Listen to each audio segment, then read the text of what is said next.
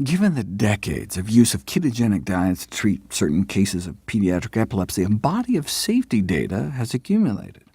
Nutrient deficiencies would seem to be the obvious issue. Inadequate intake of 17 micronutrients, vitamins and minerals, has been documented in those on strict ketogenic diets. Dieting is a particularly important time to make sure you're meeting all your essential nutrient requirements, since you may be taking in less food. Ketogenic diets tend to be so nutritionally vacuous that one assessment estimated that to get a sufficient daily intake of all essential vitamins and minerals, you'd have to eat more than 37,000 calories a day. That's one of the advantages of more plant-based approaches. As the editor-in-chief of the Journal of the American Dietetic Association put it, what could be more nutrient-dense than a vegetarian diet? Choosing a healthy diet may be easier than sticking 50 sticks of butter in your coffee. And we're not talking about just not reaching your daily allowances. Children have gotten scurvy on ketogenic diets, and some have even died from selenium deficiency, which can cause sudden cardiac death.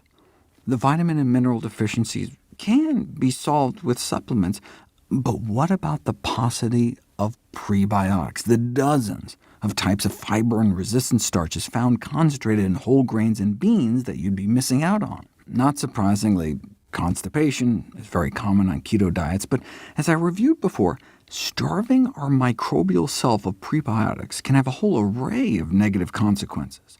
Ketogenic diets have been shown to reduce the richness and diversity of our gut flora. Microbiome changes can be detected within 24 hours of switching to a high-fat, low-fiber diet. The lack of fiber starves our good gut bacteria, but we used to think dietary fat itself was nearly all absorbed in the small intestine.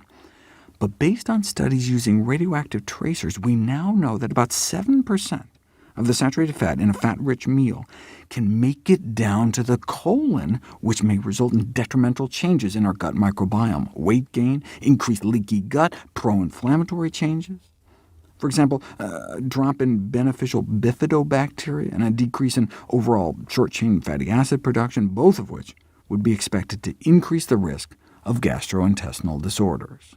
OK, but striking at the heart of the matter, what might all that saturated fat be doing to our heart?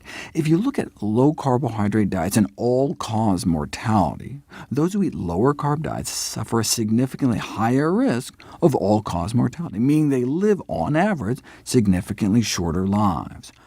From a heart disease perspective, though, it matters if it's an animal fat or plant fat.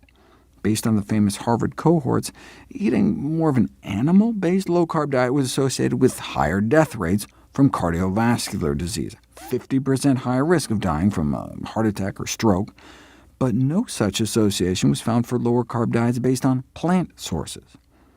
And it wasn't just Harvard. Low-carbohydrate dietary patterns favoring animal protein and fat, from sources such as red meat and chicken, were associated with higher mortality, whereas those favoring plant protein and fat, from things like vegetables, nuts, peanut butter, whole grains, was associated with lower mortality. Cholesterol production in the body is directly correlated to body weight. Every pound of weight loss, by nearly any means, is associated with about a 1-point drop in cholesterol levels in the blood. But put people on very low-carb ketogenic diets, and the beneficial effect on LDL bad cholesterol is blunted or even completely neutralized. Counterbalancing changes in LDL size, or HDL, what we used to think of as good cholesterol, are not considered sufficient to offset this risk. You don't have to wait until cholesterol builds up in your arteries, though, to have adverse effects. Within 3 hours of eating a meal high in saturated fat, you can see a significant impairment of artery function. Even with a dozen pounds of weight loss, artery function worsens on a ketogenic diet, which appears to be the case with low-carb diets in general. So, bad for the gut, bad for the heart, but is it bad to the bone? We'll find out next.